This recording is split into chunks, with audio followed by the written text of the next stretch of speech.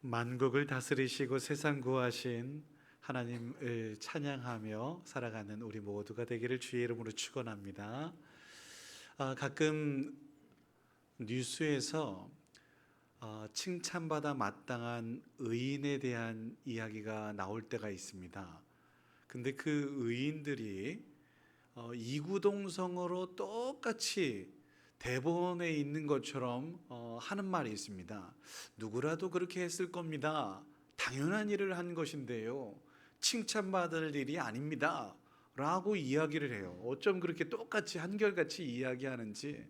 근데 돌아보면 의인들이 했던 일들은 위험을 무릅쓰고, 달리 말하면 용기를 내어서 자신이 혹시나 다칠 수도 있지만 기꺼이 나아간 일이기 때문에 당연한 일이 아닙니다.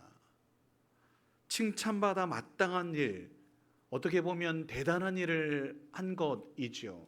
그래서 뭐 경찰서에서, 소방서에서, 이렇게 기관에서 그렇게 칭찬, 그러니까 격려, 뭐라고 할까요?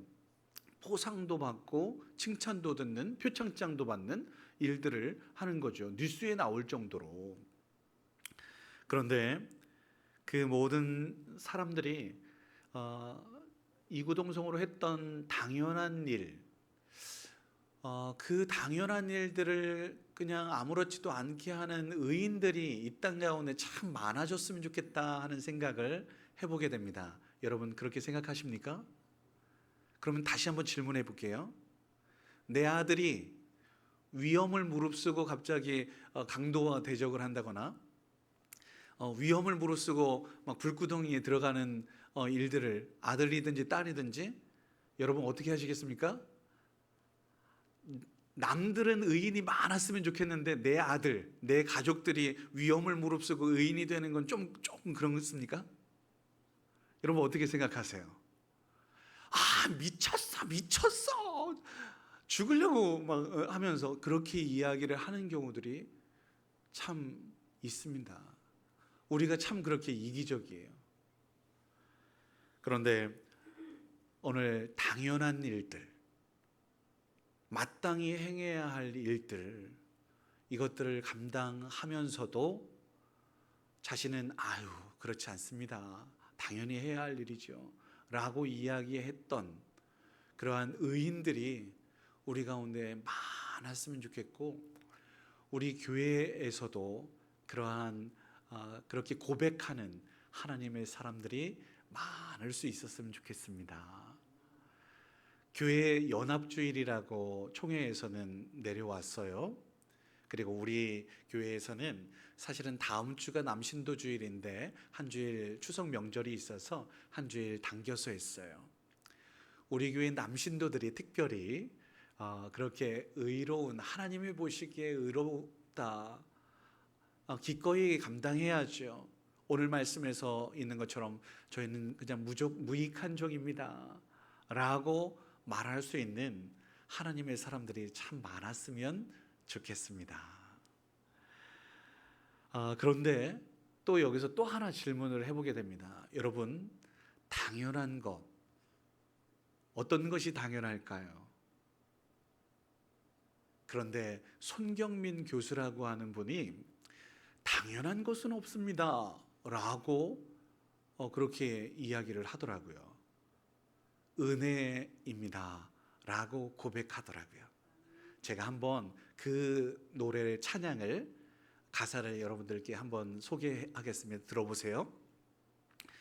내가 누려왔던 모든 것들이, 내가 지나왔던 모든 시간이, 내가 걸어왔던 모든 순간이 당연한 것 아니라 은혜였어. 아침 해가 뜨고 저녁의 노을, 봄의 꽃향기와 가을의 열매, 변하는 계절의 모든 순간이 당연한 것 아니라 은혜였어. 내가 이 땅에 태어나 사는 것, 어린 시절과 지금까지 숨을 쉬며 꿈을 꾸는 삶, 당연한 것이 아니라 은혜였어. 내가 하나님의 자녀로 살며 찬양하고 예배하는 삶, 복음을 전할 수 있는 축복이 당연한 것 아니라 뭐라고요? 은혜였어. 모든 것이 은혜, 한없는 은혜. 내 삶에 당연한 것 하나도 없고 오직 은혜였어 라고 고백합니다. 당연한 것, 지금 숨을 쉬고 있는 것도 당연한 것이 아니라 하나님께서 은혜였음을 발견하게 됩니다. 지난주에 연세 많으신 권사님께서 좀 병원에 이렇게 입원을 하셨어요. 근데 병원에 입원했는데 링거를 안 맞춰줘. 왜 링거를 안 맞춰줄까? 좀 기력이 없으시고 힘든. 근데 그 이유를 알았어요. 심장이 약하다 보니 이 링거를 꽂아도 이 심장이 약하니까 이 링거를 빨아들일 수가 없대요. 연세가 많으시고 심장이 약하면 링거도 꽂아도 소용이 없다. 마음이 좀 너무 아프더라고요. 이 심장이 뛰는 것조차도 하나님께서 베푸신 은혜인 줄 믿습니다. 당연한 것이 아니라 은혜입니다. 근데 돌아보니 당연한 것들도 분명히 있지 않겠어요? 하나님의 뜻을 이루며 사는 삶. 그 뜻 가운데 오늘 우리가 함께 교독문으로 교독했던 말씀이 시편 133편 말씀이에요. 1절로 3절 우리 짧게 교독했지 않겠어요? 그 가운데 보라, 형제가 연합하여 동거함이 어찌 그리 선하고 아름다운가. 함께하는 것, 협력하는 것, 주의 뜻을 따라서 나아가는 것은 당연한 것입니다. 거기에 여호와께서 복을 명령하셨으니 영생인 줄 믿습니다. 함께하는 아름다운 가정과 함께하는 우리 교회의 모습은 당연한 것이니, 주님의 뜻이니, 이곳 가운데 하나님께서 복을 주셔서 하나님 나라를 일구는, 하나님 맛보는 그러한 은혜, 이것은 하나님께서 허락하신 것이니 참 감사한 일이 아닐 수 없습니다. 그런데 반대로 그렇게 아름다운 가정을 이룬다거나 또 하나 되어 협력하여 선을 이루며 하나님의 뜻을 온전하게 이루는, 하나님의 뜻을 거역하는, 방해하는 사단의 괴계가 있어요. 우리 가정을 깨뜨리려고 하고 또 우리 교회를 깨뜨리려고 하는 이러한 분열의 씨앗들을 심는데 악한 사단의 마귀가 얼마나 많이 발악을 하는지 모릅니다. 그런데 그 발악하는 사단의 이름이 뭔지 아십니까? 혹시? 저는 오늘 섭섭마귀라고 부르고 싶습니다. 섭섭마귀는 교회에서 제가 감히 말씀드리면 예수님이 오셔도 참 그거 힘들 것 같다라는 생각이 들 정도로 섭섭하면 이거 어떻게 할 방법이 없어요. 사랑해서 결혼했잖아요. 그래서 깨어지는 이유를 찾아봤단 말이죠. 근데 그 이혼을 하는 이유 중에 많은 사람들이 이야기하기를 성격 차이라고 이야기를 하는데, 저는 우선은 섭섭하기 때문에 헤어지는 거야 라고 조금 바꿨습니다. 여러분, 내 중심에서 이 아내에게 혹은 남편에게 서운한 거예요. 섭섭한 거예요. 대화로 풀면 되는데 자꾸 쌓아놔. 그러다가 한순간에 폭발해서 나 도저히 못 살겠다, 도저히 해결할 기미가 안 되니까 헤어지는, 섭섭하기 때문에, 서운하기 때문에. 여러분 어떻게 생각하십니까?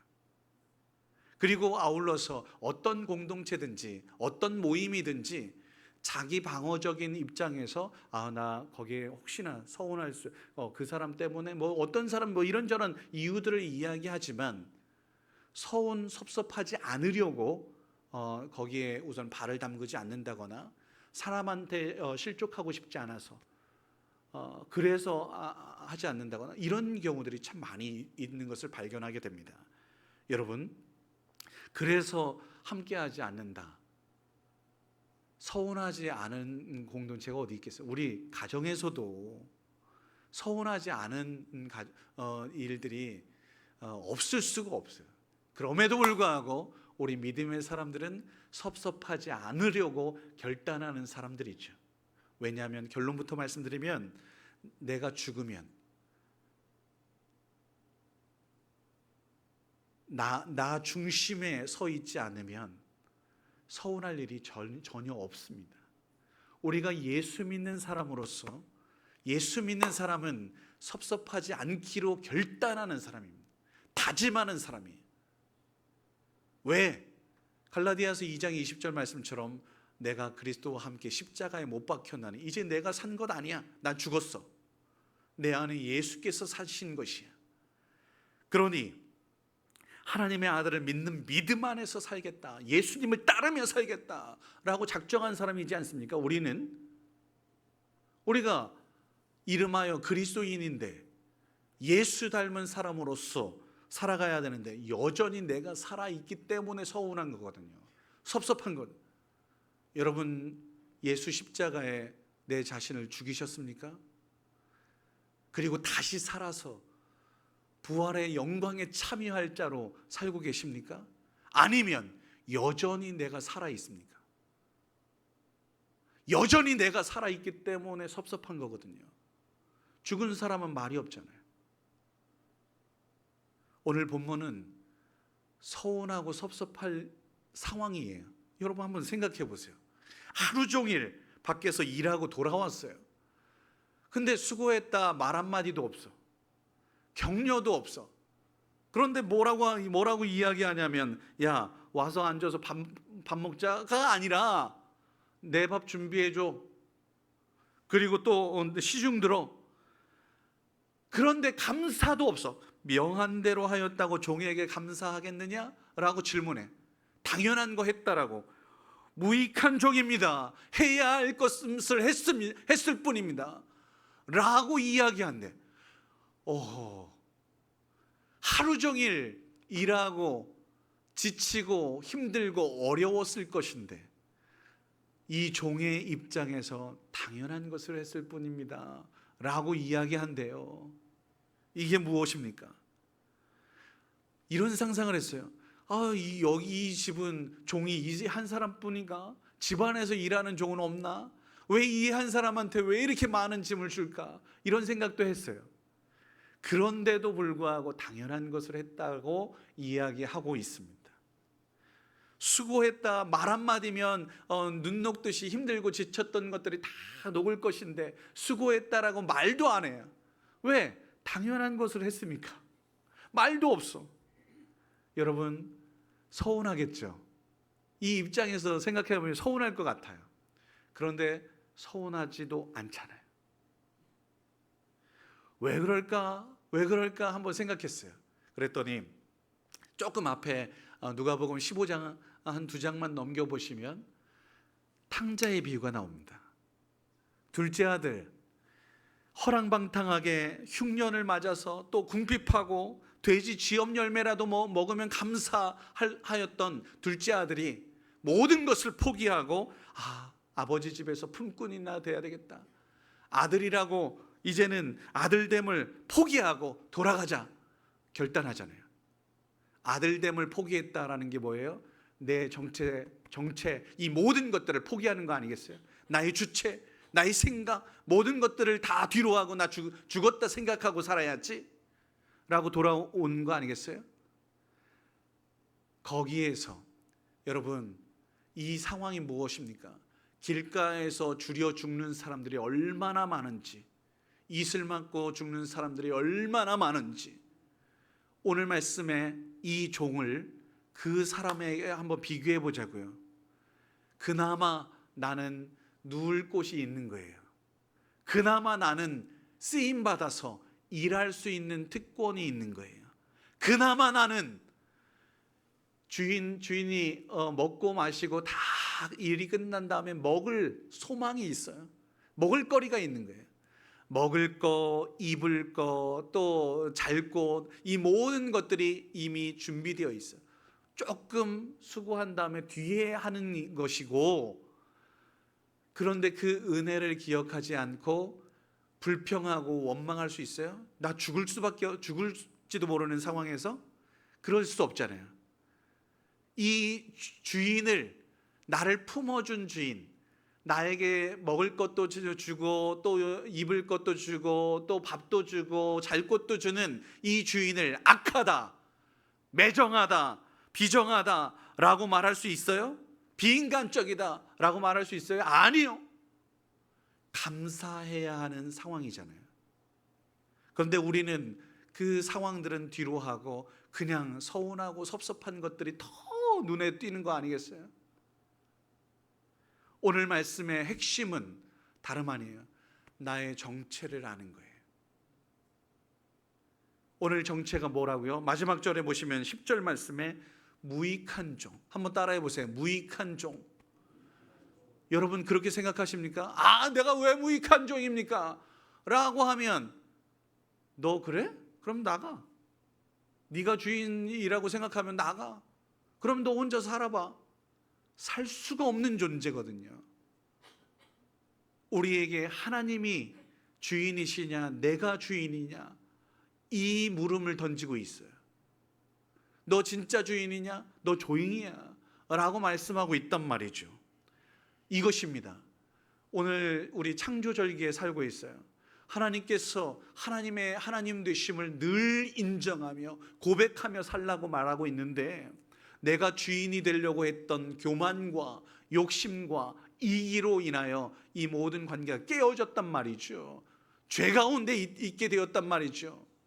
아하, 내가 피조물됨을 나 지금 잊고 살고 있구나. 아, 이러한 상황 속에서 나 죽을 수밖에 없는 죄인이었는데 라고 하는 이 정체를 다시 한번 확인하는 것입니다. 그래서 감격했던 이가 있으니 사도 바울입니다. 사도 바울의 고백을 들어보세요. 오라, 아하, 나는 곤고한 사람이구나. 나의 정체는 죽을 수밖에 없는 죄인이었구나. 사망의 몸에서 누가 나를 건져낼까? 아, 오직 예수, 그분의 은혜로 내가 사는 것이구나 라고 고백했단 말이죠. 사랑하는 성도 여러분, 예수 그리스도의 그 사랑, 십자가 사랑, 구원의 은혜를 기억해야 되는 것입니다. 그래서 사도 바울은 이후로, 예수님을 만난 이후로 아하, 섭섭해하지 않기로 결단했습니다. 다짐했습니다. 그래서 바울이 개척한 교회, 내가 세웠다고요? 근데 내가 한 것이 아니라고 고백해요. 사도 바울이 개척한 교회에서 이제 나의 사명을 다했다고 해서 두 번째 목회자를 청빙했어. 내 제자에. 근데 웬걸 내 제자가 더 칭찬을 받네? 아, 사도 바울보다 아볼로가 더 칭찬을 받아. 서운하지 않겠어요? 내 후임이 더 잘한데 이것이 나한테 들려와? 아볼로가 더 잘한데. 그리고 또 하나, 부흥회를 또 왔는지 잠깐 방문했던 베드로가 베드로가 훨씬 낫네 라고 이야기하면서 베드로 개바파가 또 생겼어요? 아니야. 우리 예수님이 그리스도파, 예수파가 더 낫네. 당연히 그렇죠. 당연한 거죠. 그런데 바울은 섭섭해하지 않았다는 거예요. 내가 세웠는데 서운할 법도 한데 그러지 않았다. 왜요? 고린도전서 3장 말씀에 보면 나는 심었을 뿐이야. 아볼로가 물을 주었고 하나님께서 자라게 하셨어. 하나님께서 오직 영광을 받으셔야 돼 라고 고백합니다. 바울은 최고의 학문을 자랑을 했고 바리새인 중에 바리새인이었고 심지어는 로마 시민권자였어요. 그런데요, 이 모든 것들을 배설물로 여기고 이거 아무것도 아니더라 라고 이야기하면서 내가 유익하게 생각했던 모든 것들이 그리스도를 위하여 해로 여긴다. 이거 아무것도 아니더라 라고 고백하면서 주 그리스도 예수를 아는 지식이 가장 고상하더라 라고 인정합니다.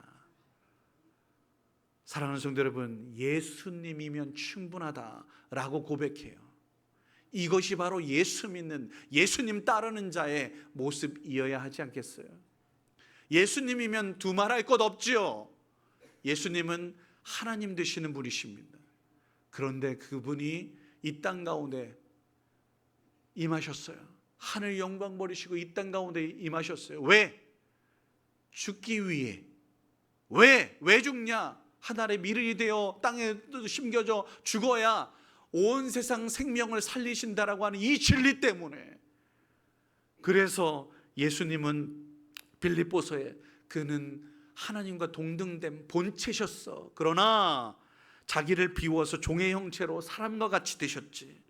낮추시는데 어디까지? 십자가에 죽기까지 낮추셨어. 그러니 예수님은 섭섭하거나 서운해하지 않으셨습니다. 우리 아버지가 왜 나에게 십자가를 짊어지게 하실까? 이렇게 고민하지 않으시고 주님의 뜻이라면 저 기꺼이 짊어지겠습니다. 제가 이렇게 희생하고 십자가 짊어 죽음으로 인해서 많은 생명을 살릴 수 있다면 당연한 것이니. 이게 어떻게 당연할 수 있어요? 근데 당연하다라고 말씀하시면서 그 길을 묵묵히 걸으셨던 분이 우리가 믿고 따르려고 다짐했던 예수 그리스도인 줄 믿습니다. 하나님께서 우리에게 주신 선물 두 가지가 있어요. 하나는 가정이고 하나는 교회잖아요. 그런데 이 가정과 교회는 세상과 달라서 있는 사람들이 더 섬기고 더 희생하고 더 사랑하는 곳이에요. 왜냐? 하나님을 닮아서. 하나님께서 주신 선물인 가정은, 세상은 다릅니다. 있는 사람들이 대접받는 곳이 세상이에요. 근데 유일하게 가정과 교회는 있는 사람들이, 할 수 있는 능력의 사람들이 더 섬기고 더 나누고 베풀고 희생하고 죽는 곳이에요. 예를 들어 볼까요? 내 눈에 흙이 들어올 때까지는 이건 절대로 용납할 수가 없어. 이게 부모가 하는 말이잖아요.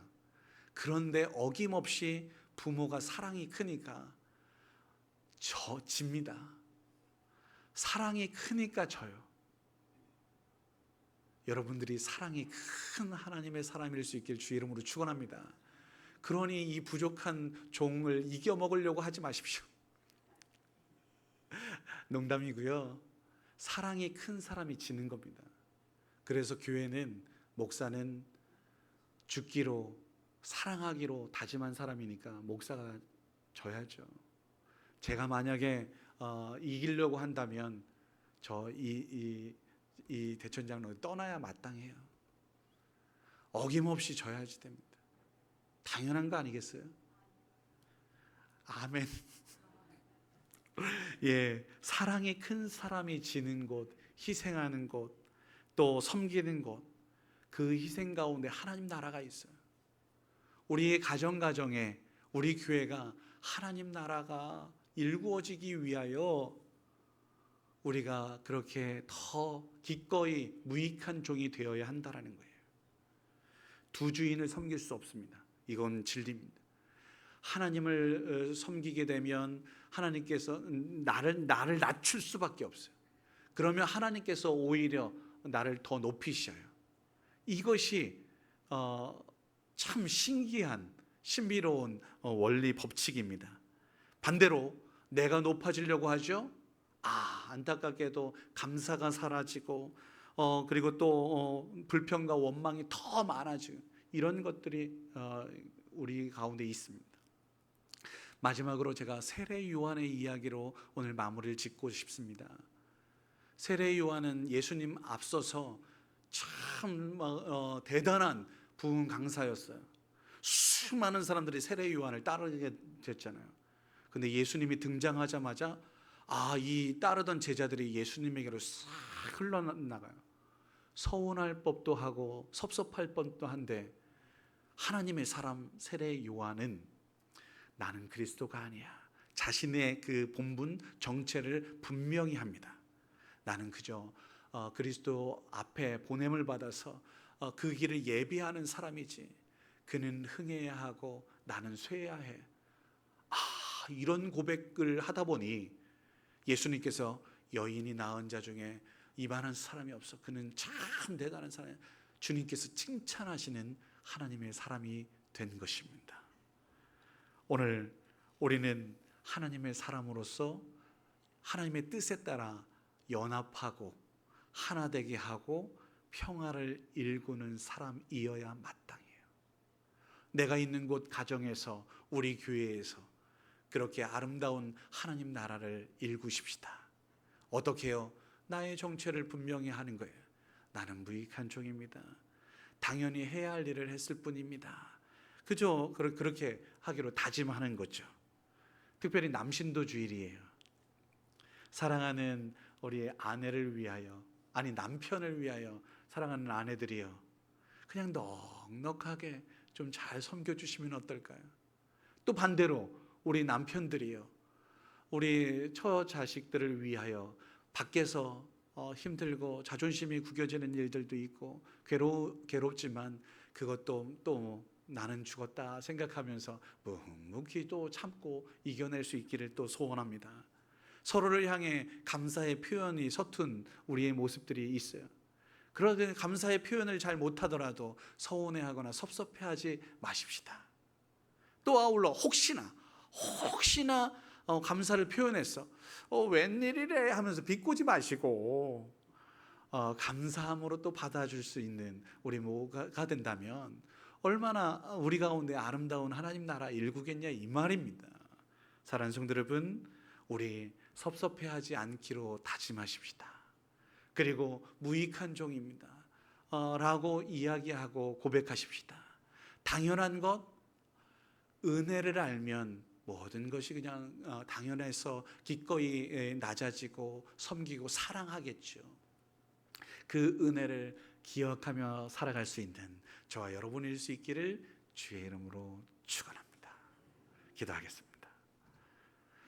내가 나된 것은 하나님의 은혜로 된 것이니 내게 주신 그 은혜가 헛되지 아니하여 내가 모든 사도보다 더 많이 수고하였으나 내가 한 것이 아닙니다.